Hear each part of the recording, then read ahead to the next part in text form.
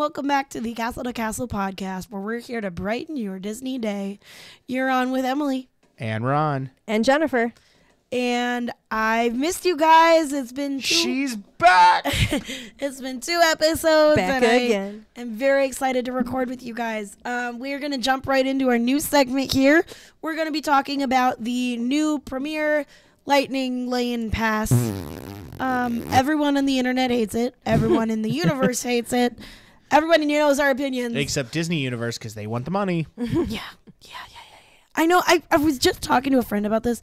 The whole reason they kicked Cheapek out was to put Iger in to bring back the magic and make it less capitalistic. Yeah. And all they've done since then is continue to money grab. Mm-hmm. Yeah, and we're not going to beat a dead horse. It sucks. We all know it. We're all saying it's too expensive. We're there. My piece of this is not actually on the price point that is bothering me. It's the beta test. They are only running a test with this in those that are staying in deluxe or deluxe villa resorts. So the people have the dollarinos. Which I get in the sense that those are the ones that can mostly afford this, but that's where it skews your data. How many people from a value resort are going to buy this? How many people from a moderate? They're not getting a true data standpoint by only looking at that category only. Right. If you're only sampling those with the most money, of course you're going to sell higher priced products. And they're going to think it's the maybe greatest it's thing not ever, a beta. too. Maybe they literally are just going to do it for deluxe because it's Well, see, like that is a piece out of Universal, but not entirely, because Universal gives you free fast lane when you stay in the hotel. When you stay in their version of deluxe resorts. Do you think Disney would ever do that? No. But that's what I'm saying. Universal just gives it for free. Otherwise, anybody can buy it. Disney's saying if you're not rich enough to stay in our deluxe resort, then you're not able to buy our Premier Pass. And you know what else too? If you compare it, Universal to Disney, there are a ton more rides to use it on in Universal, because in Disney there's like, if you take like their least park, I would say least filled park, which would be Animal Animal Kingdom. In Animal Kingdom, you only got like 7 things that can use this pass for. Yeah. Well, and the other thing is too, right now it's not park hopping.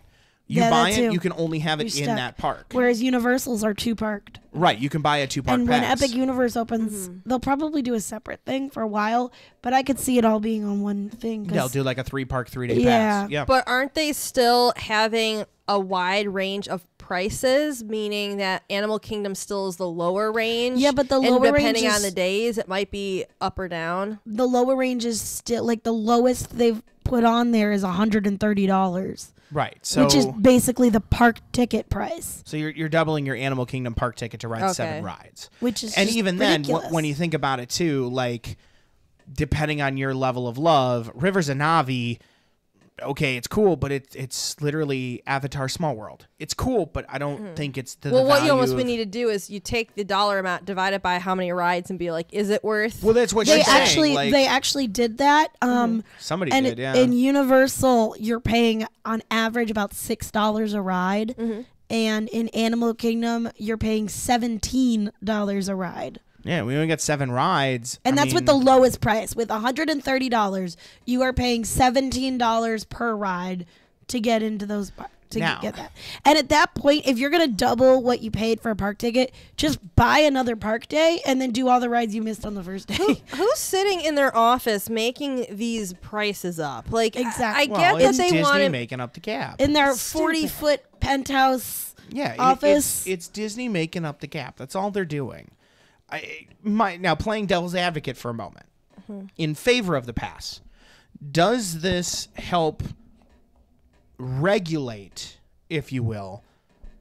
Like, I understand right now Genie Plus is still a thing, so you can still buy Genie Plus, so you can still have a longer line in a fast lane, in a lightning lane, whatever the hell it is. Every couple months, couple years, Too many, keep changing. well, names. that and we're talking about Stupid. Universal and everything else. So you have a longer line there than in your standby. If Disney shifts out of Genie Plus, shifts only to this Premier Pass, you could buy what I'm guessing is you're going to see long term. They're going to come up with 2: a basic and a premium Premier Pass.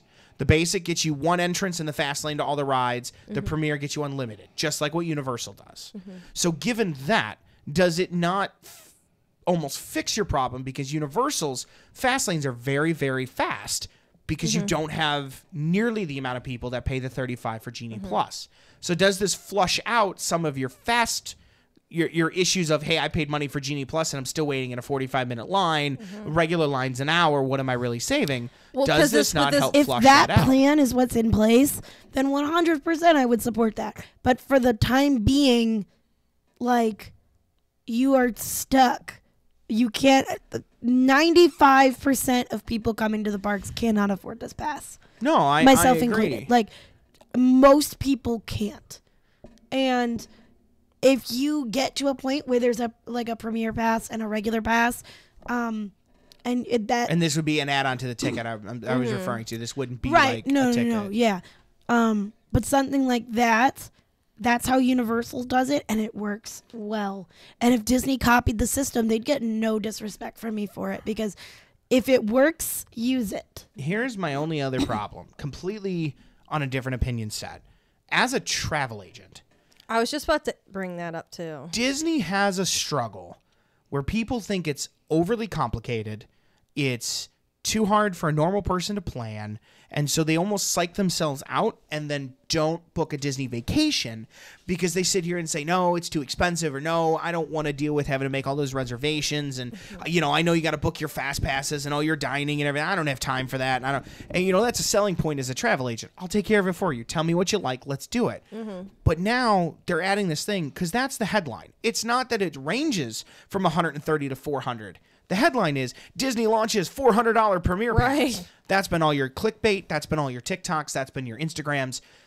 It's just making people feel like Disney is becoming more and more expensive, and a normal family can't afford it. I have a family of 4 going in December, and they're under $4K for a week, the week of Christmas. Staying at a value resort, doing a Christmas party, having daily park tickets. Disney ran a nice deal. They're still running it if you're interested, but you're getting free park hoppers, and you're getting up to like 20 or 30% off, depending on the tier of room. How'd they get free park hoppers? That's the promotion. You pay for the ticket, but if you're there for at least 4 nights, they're not going to have you pay extra to get the hopper. You get the free hopper upgrade. So instead of a $279 ticket, it's only a $200 ticket, in that scale. So, you're basically $1,000 a kid, week of Christmas in Disney World. That's a good price. That's a good vacation. You look at a Sandals all-inclusive resort or a beaches resort, if you're taking a family, you're going to sit at $5,000-$6,000. I mean, you're in a similar price point. But to people on there, I got to buy a ticket, and then I got hotels, and now I got to buy this Premier Pass and then thing. Food. And for $400, like, they're psyching themselves out. And I really feel like, even though Disney's not physically pricing themselves out, I feel like mentally they are pricing themselves out and making clients scared that they can't afford Disney. I never thought about that. And I've had a lot of people recently who are like, no, I don't want to do Disney. I want to go to Hawaii. I want to do something else. And they're spending almost the same amount of money. But they're like, no, Disney's too complicated. No, I don't want to deal with Disney. Well, that's the I don't problem want to with pay for Disney. at a travel agent standpoint. If you don't have people paying attention, like look how often recently they have been changing the names of things and the systems. It's been too frequent. Oh yeah. That just the fact since I was there last December, how much I don't know. It is. It's hard to keep track of, and that's why then we keep fumbling over the names because it's like, well, what is the name this week? What's the price point this week? Disney is doing a lot of changes, and I can understand the changes and why they want to do them, but at the same time, it is frustrating to people who are not. We're Disney addicts. We watch Disney TikToks. We watch Disney YouTubers. We are Disney YouTubers. Like, we understand the intricates. Yeah. For somebody who doesn't, for somebody who isn't, for somebody who went as a kid and hasn't gone since and now want to take their family. It's complicated. But that right there is the issue. It's really not. Travel agents know what to do. We understand we're there, but it just psychs them out. And I really don't like how Disney's doing this and making it overly complicated. I just went down and did a 4-day trainings at a Sandals resort, and we got to see all the intricacies of the new resort they did. Check out the RJT Travels channel for all those videos. But the one thing that they do is they try to make it literally as stress-free as possible. You get your airline, you get your transfer to the resort, you get your resort stay, and it's all inclusive. All your food's covered, all your alcohol and drinks are covered. You want to do an activity, you just go to the activities desk and say, I want this, and they sign you up and you go. It's as stress-free of a trip as you could think of. Yeah, you're paying a $5,000, $7,000 price point. All your food's covered. There's no tipping at a Sandals resort either. You're not allowed to tip anybody at a Sandals resort. There's all your activities, everything's built in. So people are like, no, that sounds great. I want to do that. I want to spend the money. I don't want to worry about a thing. Just book the trip for me. And with Disney, I can do the exact same thing for you, stress-free. We'll get everything laid out, but they psych themselves out. And Sandals as a corporation right now is doing a great of offering travel agents assistance. All their marketing is just how easy it is to book, how everyday thing it is. And you don't hear that from Disney. You don't hear Disney saying how easy it is to book. You don't Disney saying, we're here. It's, hey, use our app. Hey, don't forget to buy this. Hey, when you're doing a resort, upgrade to your deluxe. Hey, did you know you can do character dining? Hey, like, right. They're sell, but not talking about how easy it is to buy. So I don't like the Premier Pass from an optics standpoint. I don't like the Premier Pass from a financial standpoint. And I don't like it from an operation standpoint. It just doesn't make sense to me. This move, I think Emily hit it on the head. We got rid of Cheap Pack for a reason. Chapek. I know people are going to be like, oh, it's Chapek. Cheap Pack. We got rid of him for a reason. We brought Iger back. And I think Iger has brought a little bit of the magic and a little bit of the stability. But I also think Disney's just panicking over the dollar right now. And they're squeezing every ounce of juice out of that lemon. Yeah, I don't know. And speaking of, coming into our next news point too, the annual passes went up in price again. Shocker. They have gone up every year since they got reintroduced back in 2021. And to kind of give you a little bit of optic. I give it 3 more years before the American dollar bill has a Mickey in the middle instead of the triangle pyramid. It's gonna be a Mickey head. The prices for this year, the Incredipass went up from $14.49 to $15.49. The Sorcerer Pass went up from $9.99 to $10.79. The Pirate Pass went from $7.99 to $8.29. And the Pixie Pass went from $4.39 to $4.69. Now, for those of you that don't know the tier options, basically, your Incredipass is your catch-all. No blackouts, no restrictions, go as much as you want. Even on Christmas, you have the access. Sorcerer is your step down. You can go pretty much anytime you want, except the 2 weeks Holidays. well, not all holidays. The 2 weeks around Christmas and New Year's is blacked out, and I believe Thanksgiving is blacked out, but that's it. Then you get the Pirate Pass. Pirate Pass is no holidays. No Labor Day, no Memorial Day, no Halloween, no Thanksgiving, no That's Christmas. The one I have. Yeah, and then you have the Pixie Pass, which is a weekday only pass. No holidays, no weekends, no major days or events. So the smaller you go, the less access you have, but it works. To give you a perspective, that same Incredipass, when it was introduced in 2021, is only $12.99. So we have gone up from $12.99 all the way up to $15.49 in just 2 years. Yeah. So the APs are getting more and more expensive as you go too.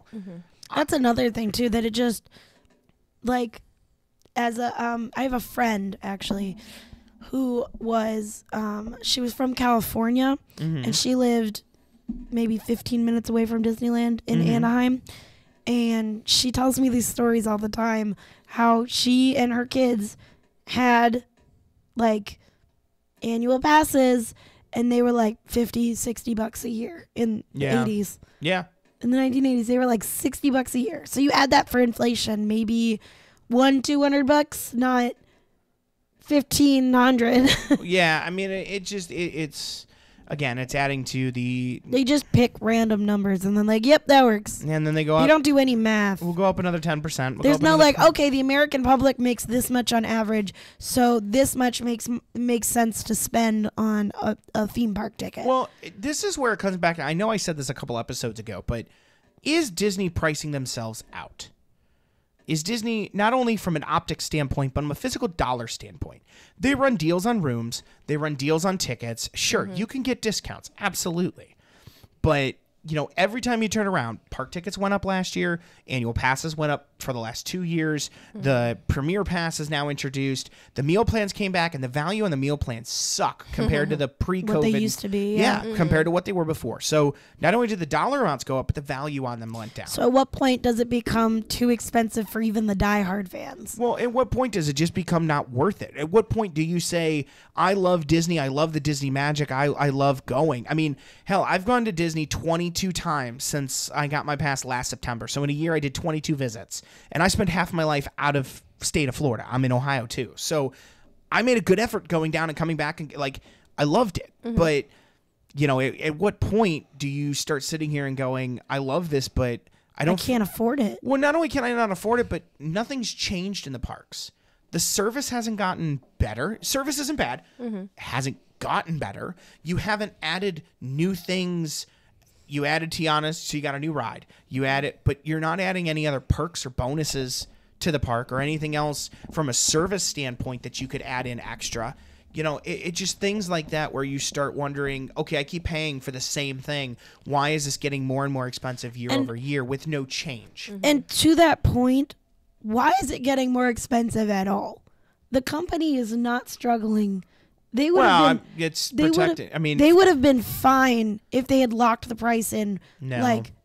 No, they wouldn't have, because at the end of the day, the one thing you've got to remember, they're more than parks. They are a company, a publicly traded company with stockholders. If they earned $1 billion last year, they've got to earn 1.1 this year, or it's seen as a failure. If they did $1 million last year, they got to do 1.1 million this year, or it's seen as a failure. Hence why ESPN did the amount of layoffs that they did, because ESPN wasn't generating the revenue it was supposed to. Hence why Disney Plus canceled like 4 or 5 of their projects, because again, wasn't generating like it's supposed to. At the end of the day, Disney is a company. Like, it needs to make money. Why does it need to make more than it did the last year? It could have been like... Because that's how... I mean, that's the way of the world. Right, because that's even when you say when you go to the grocery stores, look how outrageous the prices are getting with everything. It's just getting to the point, though, that whatever their starting point was years ago, they just kept making too many big jumps or too frequently making price increases. Then now you're at this point where, you know, then like... Honestly, people who are not going to Disney are looking at those who are saying, how can you afford this? And it's kind of almost judging us in a sense. Yeah. I've gotten it many times. How can you be affording to go and do this? You go there so often. I'm like, hey, I'm really only going there like, I don't know, once a year, to be honest. So, and I'm only paying for myself. Right. And it takes a serious amount of budgeting and stuff that it just... I don't know. It just feels like extreme, and it's just even the little things, even like the food in the parks, like everything is just so much now. Well, and I understand. And I know that's a broken record, but well, to Jen's point, the grocery stores got more expensive, food got more expensive. Disney has to offset that cost. I understand where there are price increases. I'm not saying Disney is a monster; Life they shouldn't is be expensive. made. Yes, I understand there are natural price increases. My problem is though, not only are you increasing your base stuff, but then you're throwing in new things. Like, I'll use Premier Pass as the example. You know Disney's expensive. You're not going to Disney for $100. This isn't the zoo. I get that. You have your ticket price. It's not the zoo. You have your ticket price. You have your hotel price. You have your Genie Plus price. Okay. But now you're adding another price line in there. It's not that you're increasing existing. It's that you're not only increasing existing, but adding additional pipes that have more to it. You added a meal plan. But the problem is they're adding these meal plans that don't share the value to it that they used to. So I'm just more, if you're going to raise prices, give me the value in that price. I'd rather you raise the price $150 instead of $75, but knowing I'm getting the value of a $200 savings in the long run kind of scenario. You know what I mean? Like, just show me the value for the increase. Don't just increase to increase. Your ticket prices go up, your APs go up a little bit. I understand that's just your inflation year over year. But then, you know, you're raising everything else and there's no real value behind it. That's why I'm saying I want to see a little bit more value, a little bit more bang for my buck. I will pay the extra money, but I just feel like Disney's not living up to the service that it was, if that makes sense. And you just feel less value. I don't know. I agree with you, but I also think it's just like, I like... You need like a full salary to be able to go at all. Yeah, probably. It's getting to that point at least. Well, let us know what your thoughts are on the news segment. Like we said, we didn't want to beat the dead horse and just keep saying, "Oh, Disney's, you know, they don't suck." It's expensive. It's expensive. We know that, but it's more optics than it is dollars. I think is kind of the point. But those are the tuned in to hear our opinions, so there they are. Those are the new updates for today. Stick with us here for a minute, and we'll be back with today's Disney game. So hang on in.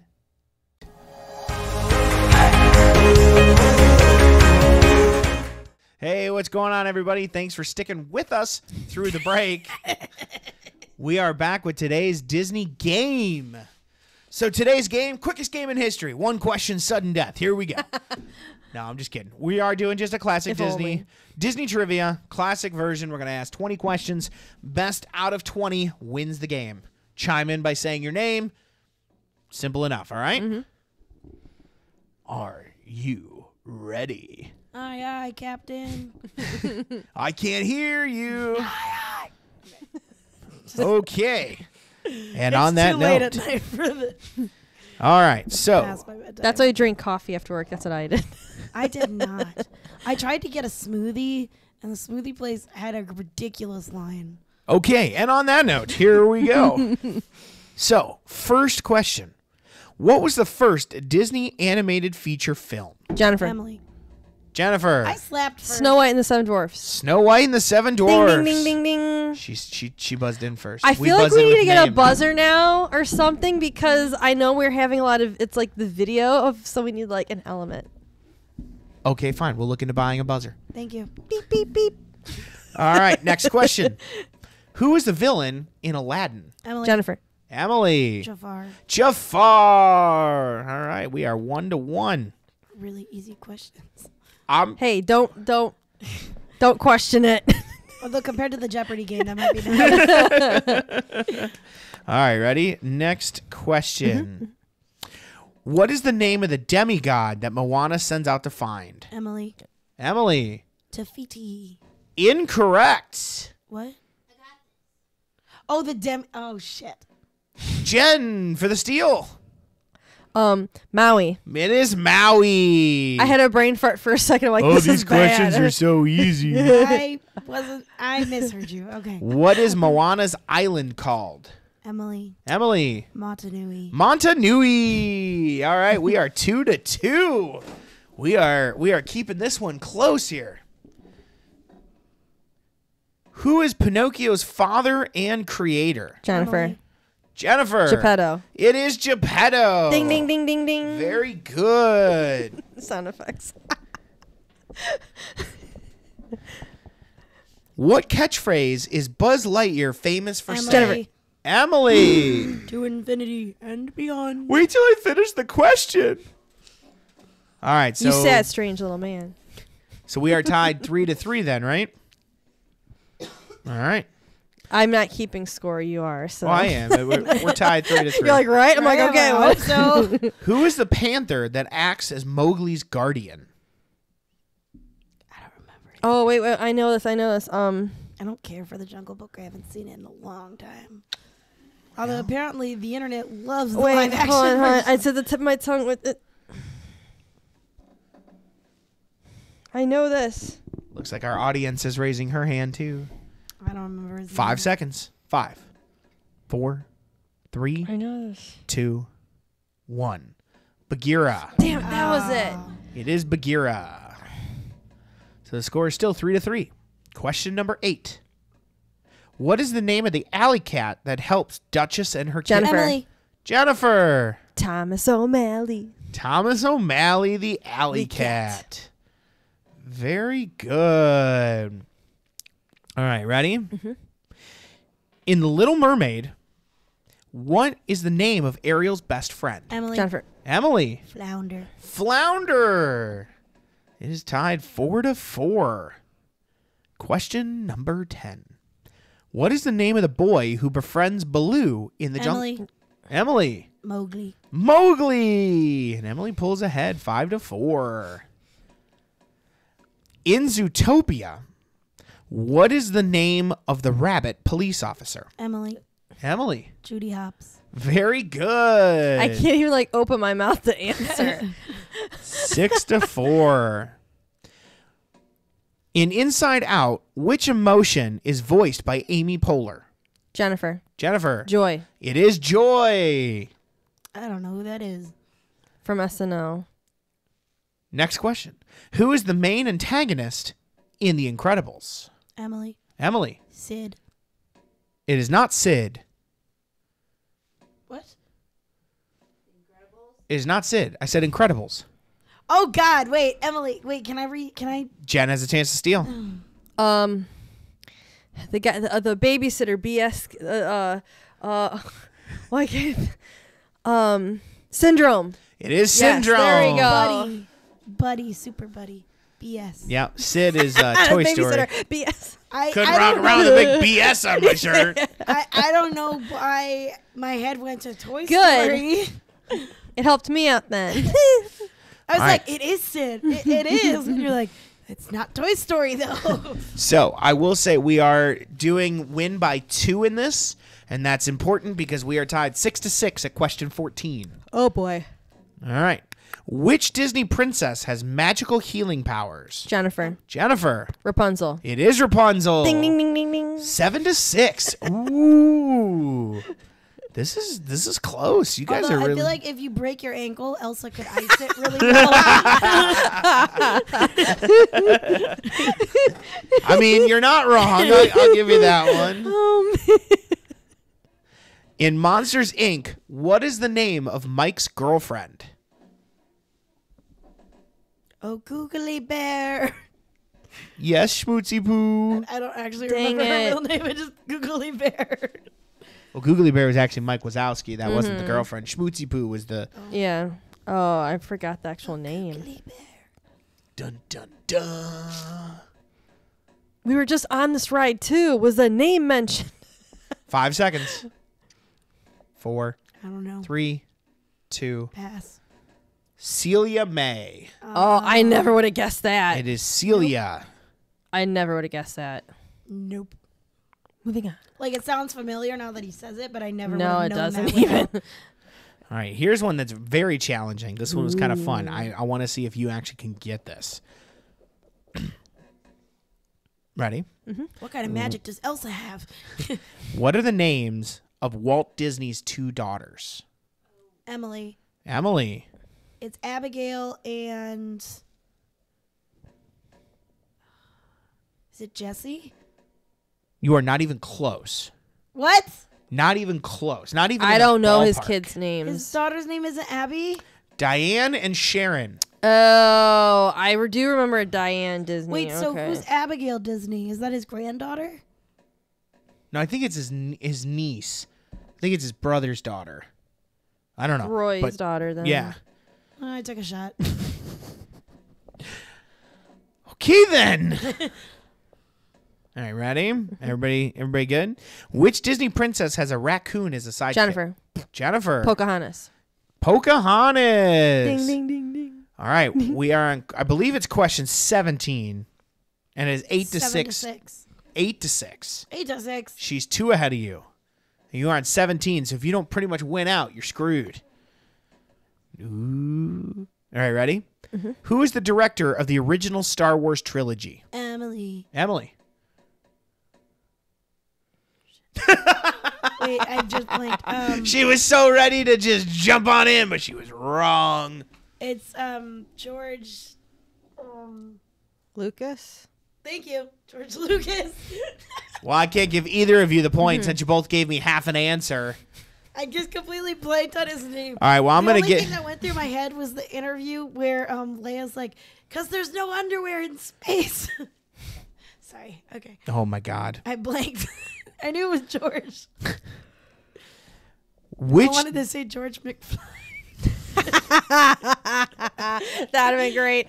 Sorry, it's getting late now. That was a brain fart. That was like, Which Disney park opened first in Asia? Emily. Emily. Tokyo. It is Tokyo Disneyland. Very good. 19. I don't have a date, so just very good. All right, so we are on. I'm not counting that George Lucas one. I know. You kind of screwed that I one. don't know why. I was like But I in a got daze. partial credit for George. No, Days. but I mean, she 0.5. could have stolen and won. So now it is 8-7. And I will give my kids a 0.5 on a quiz if they get part. Yeah, I don't believe in 0.5s. No, so it is 8-7. And we are now on question 18. Dun dun dun. All right, ready? Yes. What was the first Mickey Mouse cartoon? Emily. Emily. Steamboat Willie. It was Steamboat Willie. Very good. You kind of like second guessed yourself there, didn't you? I was about to say Steamboat Willie, and I was like, Okay, so question 19, and it is tied 8-8. What does the evil queen ask her mirror every day? Emily. Emily. Who is the fairest of them all? Who is the fairest of them all? Dang it. Okay. So did I just win? Best out of two. You got to win by 2, but this is question 20. If you hit this, then you will win. It is 9-8. But If if she hits this, we have to keep going? correct. Although, hang on, because this one was like super easy. I want a harder one to end on this. Okay. What are the names of Cinderella's wicked stepsisters? Emily, Emily. Anastasia, and Drizella. Oh, and Emily with the come from behind win. Abigail and Jessie. So the final score for today's trivia, 10-8. Emily takes on Jen. That was close, though. I thought you were really going to pull that one out but then today. it was some other things that I just... See, I couldn't even open my mouth all the way, and she just... I wanted to mix in the trick, so like I threw a little Princess, a little Disney, a little Star Wars, a little Pig. I just tossed a little bit of everything. Let us know at home. How did you guys do on that trivia? Did you get them all right? Were you totally wrong? Let's see how you did. And did you beat Emily's score? Were you better on that today? Let us know. But stick with us here, and we'll be right back with today's discussion topic. So hang in there.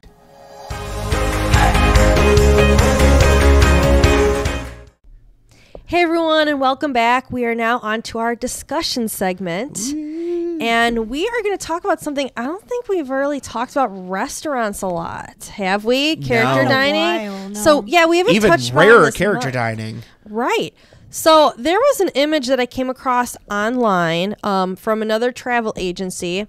And what was very interesting with the character dining is I realized seeing everything laid out all on one page, how there's not a big variety of character meet and greets of different varieties at these restaurants. Yeah. Meaning like the same characters over and over. It's the same ones over and over and over again. Or you see Mickey in a new outfit. And I didn't realize the lack of variety that you do. Like, look at the money that you spend to go to this character dining. Yeah. Are you really getting a special experience if you could see Mickey at 6 different restaurants and 6 different outfits? I don't think so.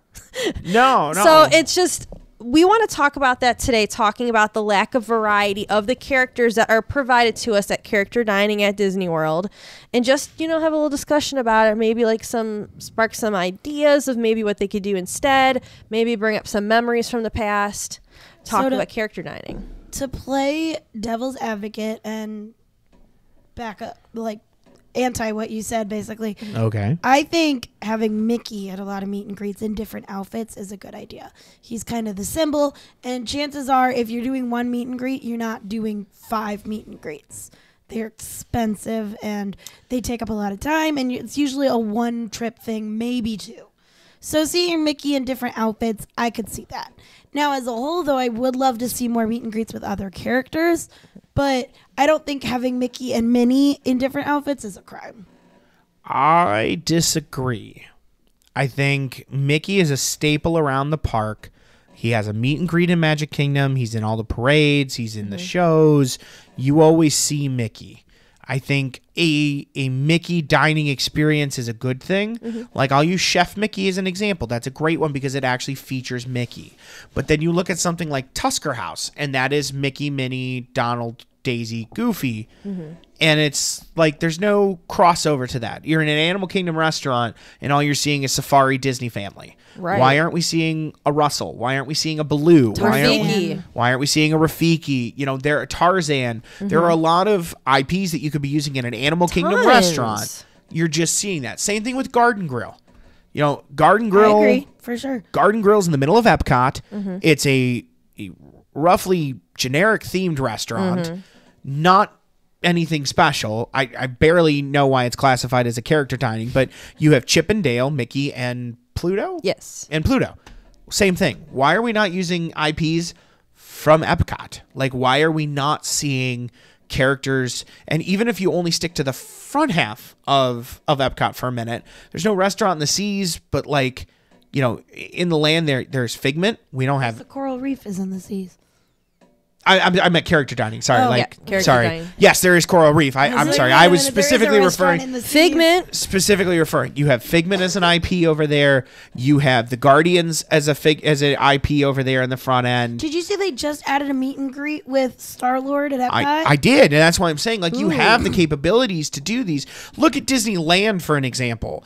From a character standpoint, you saw Gamora, you saw Star-Lord, you saw Groot. Like, they have a lot of those things. You could do a character dining, a Guardians dining experience. Heck, make that Space 220 and turn that into Guardians. You know what would Seriously. be really cool is if you did like turned the Garden Grill, maybe turn it into something like Epcot Grill or Epcot Cafe. Yeah, or something like, that. and there's... And you could do like all of the main points and do like Ratatouille, like Remy. Yeah. And you could do Figment, and you could do You can do Moana, Belle. and you could do.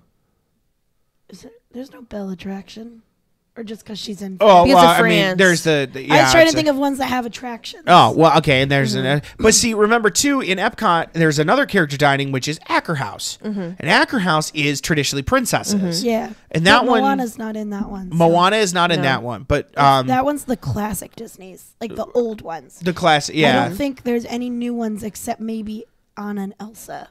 I'm surprised. I know, like, just talking about Moana, I'm surprised they haven't put Moana in Ohana yet. That's also true. Yeah. I don't think you want to, in my opinion, wrong type of Hawaii. Yeah, it's like Polynesian versus Hawaiian. Like, Ohana specifically created with Lilo and Stitch in mind, because Ohana is the staple of that movie. Moana is more just Polynesian in the Okay. islands. But you did see with the new Polynesian Tower, they did a whole Moana splash pad. Yeah. Like, they are working her theming into the resort. I don't think you might. I could see it. Like, I could understand the connection, but I don't think they'll make that switch. But I think you bring up a great example. Ohana is something extremely unique because it's the only place in the world you ever meet Lilo. Yeah. And Stitch in one place. Well, now and Stitch. You're right. Well, every now and then you can catch Stitch in Tomorrowland or something. Oh, yeah, that's true. In a rarity, but Lilo, you literally don't see like Right. anywhere Unless it's a party, outside of Ohana. But that's half the reason Ohana, in my opinion, is such a valuable dining. Yes. And you Pog get juice. and Pog juice. God, I could put that in an IV and just sit there and Yep. drink it. But when you look at what you call it? When you look at character dining, that's a unique experience. That's something. Oh, you're a Lilo and Stitch fan? You gotta do Ohana because you can meet Lilo. You can't meet her in the parks. You have to go there. But yet, Garden Grill, Chef Mickey, Tusker House, Cape May over at Beach Club. Topolino's now. Is Topolino's really? Okay. Has Mickey. Okay. Topolino's, like, He's in you're his right. artist You're right. costume. It's the artist costume. You're right. All of those places, Hollywood and Vine, all the same characters over and over and over. And at some point you sit here and be like, well, what's the value? Why would I pay extra for the character dining if I am seeing the same? And to Emily's point, I agree. You may not be doing a million of them, but what if you're doing Chef Mickey for breakfast and then do a Hollywood and Vine for dinner? You're getting the same characters twice. Like, why are we not theming these character dinings a little bit more unique?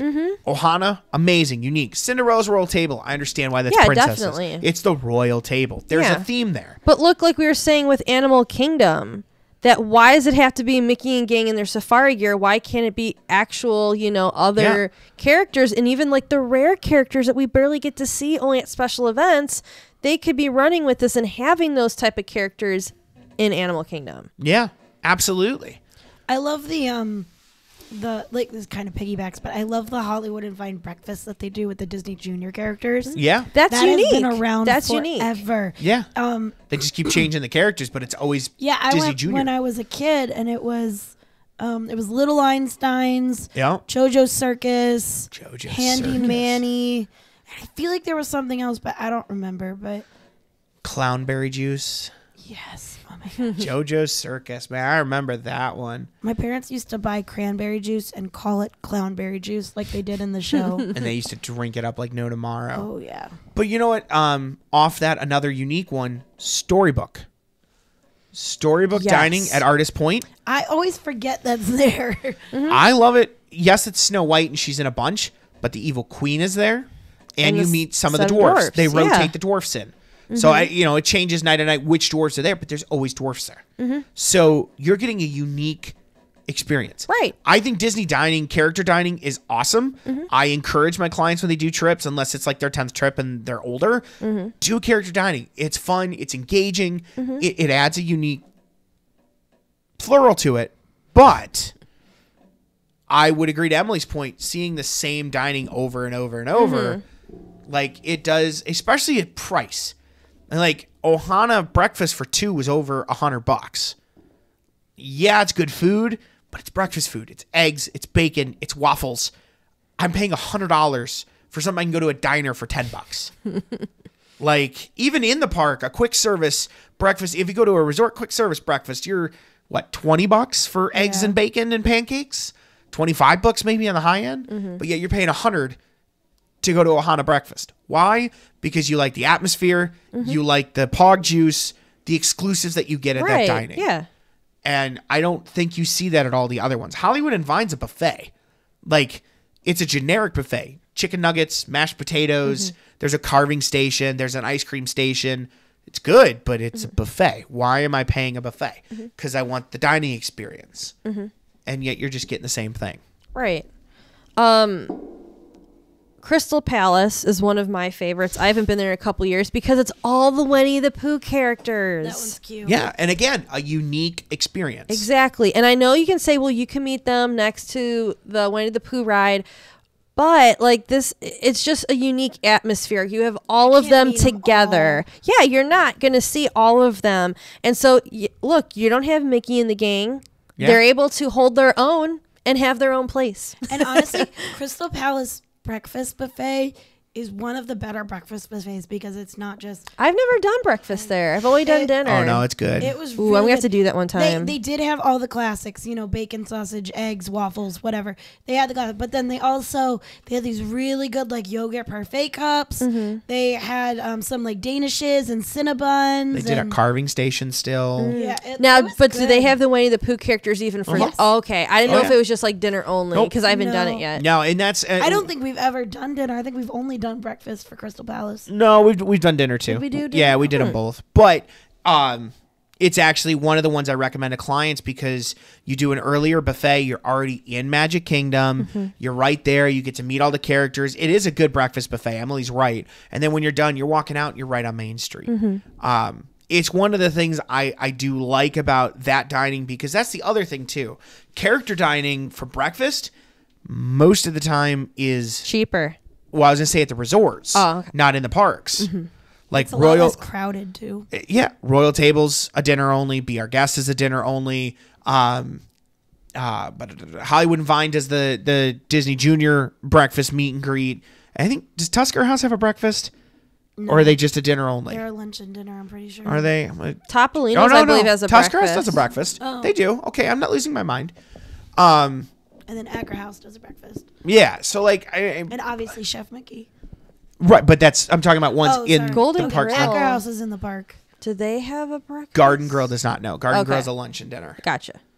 My point being, I like the unique character experiences. I love them. I tell clients to do them. I definitely am not. I am definitely on the bandwagon of doing character dining. But I do agree. I wish Disney would separate the dining a little bit more and get a little bit more unique on characters. How fun would it be to do a hero's dinner and have an That would Aladdin, be a fun. Hercules, a That's Tarzan? basically what 1900 Park Fair is. It's Aladdin, Tiana, Mirabelle, and Cinderella. Yeah, I said heroes. Like, I'm talking like heroes like the classic Hercules, Tarzan, Aladdin. Like, you have a princess dinner, you don't really have a hero's dinner. So something more boy themed. Well, I mean, okay, like, I don't know, because I don't consider Cinderella a hero. and I don't consider Mirabelle a princess. Right. And I don't consider, for that matter, too, Princess and the Frog, or Tiana, I don't see her as a hero. She is a princess, and she is the main of the story, but she's not she didn't go on a quest. Like, yes, I'm talking more boy theme in this moment. I'm referencing heroes as an opposite of princesses.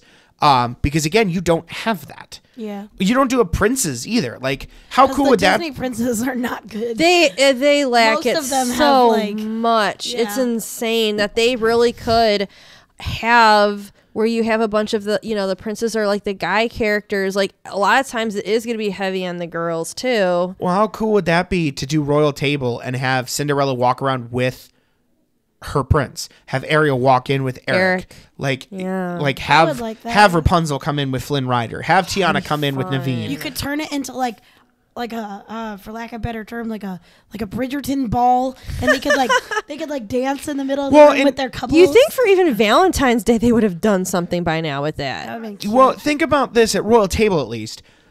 They would give the girls wands and the boys swords. Ooh. as a and of course if a boy wanted a wand or a girl wanted a sword, whatever, but that was generally how it worked. And they would do this thing, like they separated, they try to do things for everybody, but you really don't have that hero aspect that, Hunchback of Notre Dame is a good hero. Hercules, Aladdin, I think that would scare kids. Tarzan, I think he would scare kids. Well, okay, but you understand my point. Let's keep Quasimodo out of our breakfast. But they're or even villains. Well, I mean, okay, I would die for Villains Lands is coming. Yeah, I would die for a villains. Don't get me wrong. I would absolutely love if Jafar and Cruella and the Evil Queen and Hades and Frodo and Gaston went around and did a thing. I would kill for that. Did you guys see that viral TikTok about the at the Oogie Boogie Bash? And it's De La Cruz asking about silver bells. Yeah. That was funny. I don't think I did, no. It was like, it was in one of the treat trails, and one of the guys was like, hey, De La Cruz, do you take song requests? And he goes, sure, what song? And he goes, will you do Silver Bells? He goes, that's the wrong holiday, mi amigo. And he goes, well, I thought you just liked songs about bells. And he goes, that's a low blow. But yes, I absolutely, because there's other themes too. How about a magic theme for a moment? A Merlin, yes, a sorcerer Mickey, you could do, and that one could mix around too. You could do the Evil Queen in that circle of things. You could do a Jafar in that circle of things. Fairy Godmother, Blue Fairy. There's a lot of a magic side of things that you don't really do. That would be a fun breakfast theme to do. So many different variations of things. Just I'm really surprised we don't have a Star Wars breakfast. We have a Galaxy's Edge. We have Star Wars characters. They serve breakfast. They just don't do. But I'm talking a character dining. My conversation here is always going to refer around character dining. I am shocked as hell that Hollywood Studios has not made a Star Wars breakfast. Okay, fine. No, just character dining in general. A Star Wars dinner, a Star Wars breakfast. I was just curious if there was a specific reason. No. I was on the mindset of breakfast with Chef Mickey and with everything. But I in general, why haven't they? I am curious. That could be. Do you realize how fast those bookings would go? I would be able to sell that in 4 seconds. You can have all the characters. It makes you wonder. It's the characters wandering around. Pixar. You could do Kylo. You could do Vader, Rey. Now they have the Mandalorian going around, stormtroopers coming in and out. How awesome would it be? You're at dinner and then a stormtrooper comes in and questions you at your table. Have you seen any of the Rebel Alliance? Are you part of the Rebel Alliance? There's so much fun you could do. And it honestly, in the mindset moment, look at Jesse's Roundup barbecue. When they do those things where they're like, Andy's coming, everybody freeze. I don't understand why they did not turn that into character dining. That was such a missed opportunity. That was going to be my next point. You're jumping. Oh, sorry. No. Sorry. I thought you were talking about Woody's the Roundup. What I was referring to is in a Star Wars moment, the First Order has arrived. Everybody hold still. And here comes the First Order, a storm of stormtroopers, Captain Phasma or Kylo Ren, and they do a 5-minute performance type thing.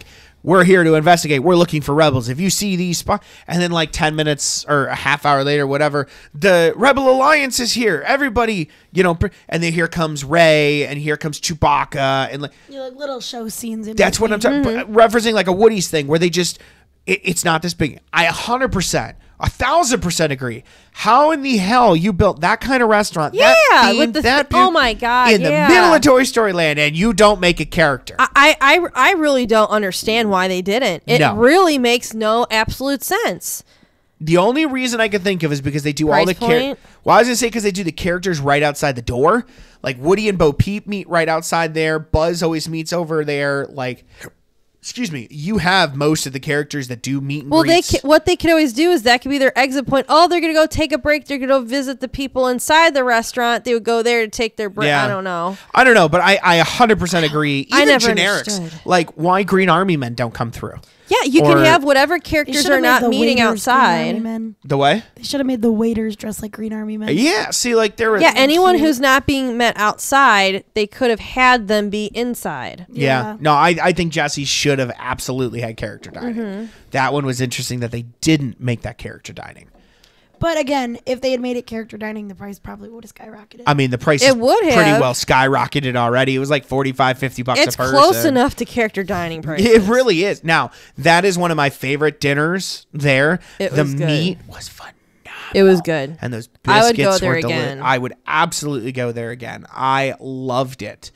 But, you take Disney does really great with character dining. I just think that uniqueness is what they lack. The last example I have is Be Our Guest. How awesome is it when you walk in to Be Our Guest, you're escorted through to the library, and there's Beast welcoming you to his castle for dinner. And it's like such a immersive moment and experience.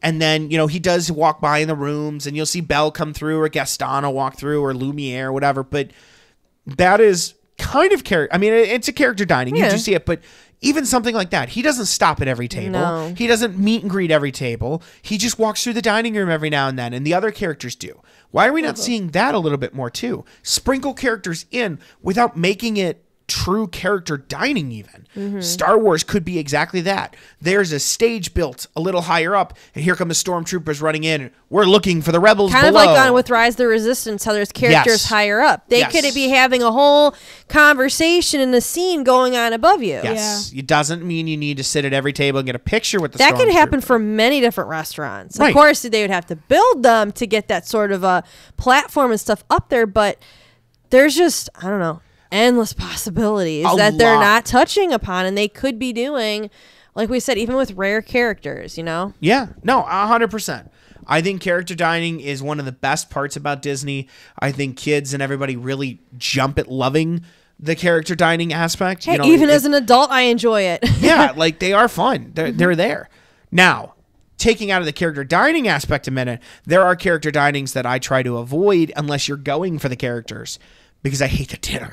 Acker House is a great example of that. Horrible dinner. I hate. Oh, so you guys have been there before? Oh, yeah. Yeah, it's bad. We've been there twice. Acker House is a Norwegian restaurant. Okay. Their food is Norwegian. I mean, they have like American versions of food and stuff, but a lot of their stuff is Norwegian based. And I didn't like it.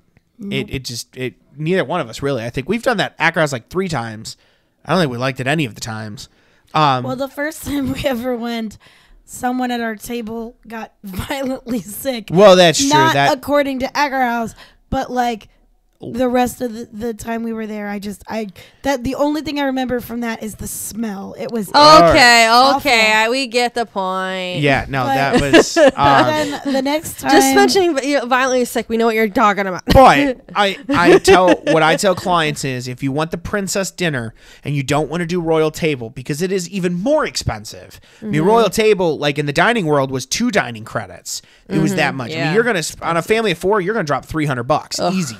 I and guarantee it's it. not that good of food. Well, that was going to be my other argument. Well, it's there, but because you're going in Cinderella's castle. Correct. You're paying it's for like the the ambiance. novelty of Atmosphere. it. yes, Yeah. but royal tables food I don't like either. Now I don't like that because I am not a fancy food guy. I love doing tastings. I love doing food. I'm not like I can't do like I want basic, but like royal table is like what you get at fancy restaurants, and you get these mini portions of this random ass thing, and you're like, A little thing with drizzle on the yeah, plate. no, A, you're still hungry when you're done eating, and B, you just got to check for $300. And you're Oh, like, God. what the hell?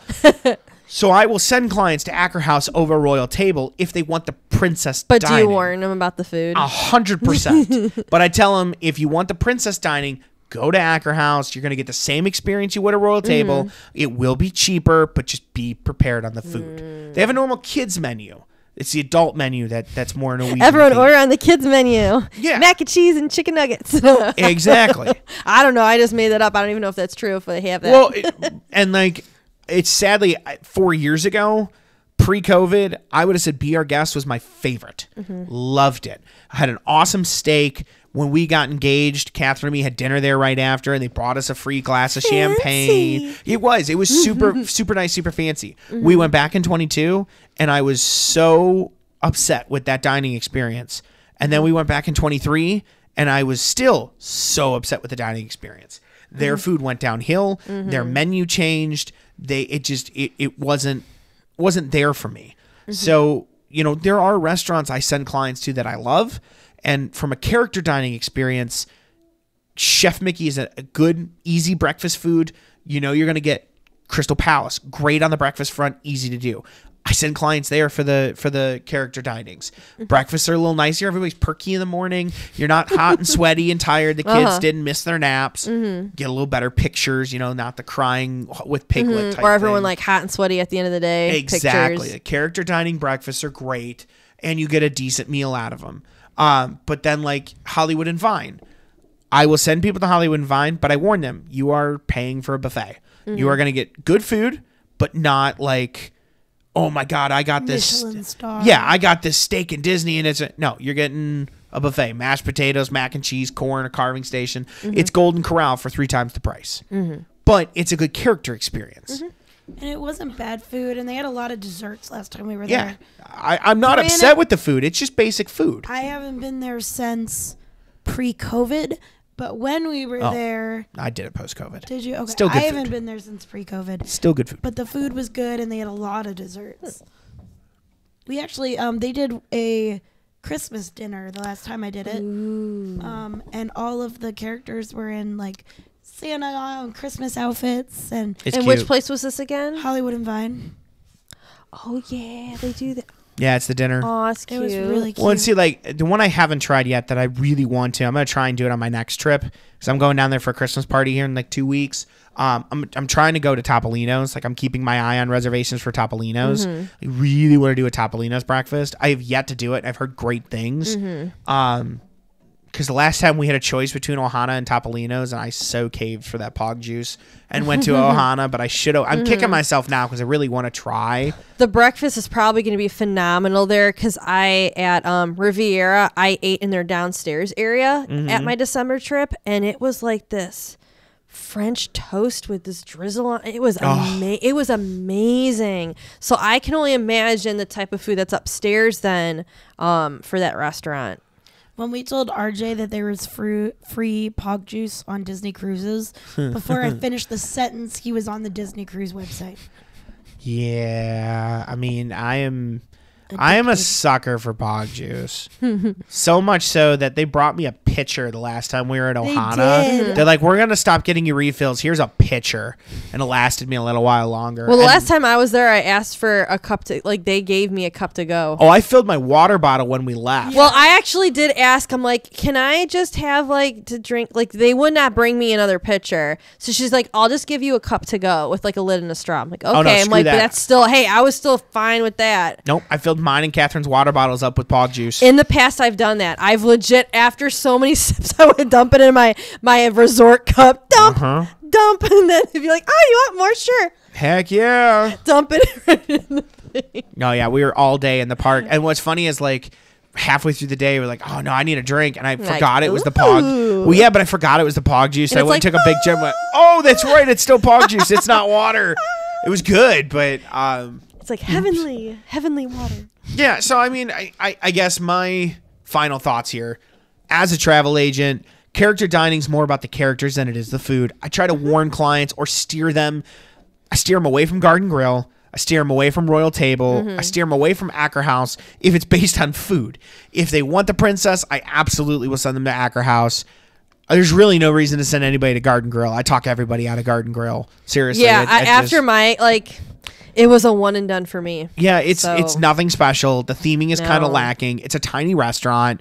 You barely can see the Living with the Land ride. It's Yeah, I feel like you stupid. see more of the restaurant from the ride than the ride from the restaurant, which is the irony there. And the characters were super hyper, and just because me and my friend were adults, they thought we didn't want pictures. I'm like, I asked the attendant, I'm like, hey, can you bring so-and-so back? Like, we wanted a picture, and they just waved at us and walked away. They're like, yeah. So, Yeah. so I got my opinions about Garden Grill.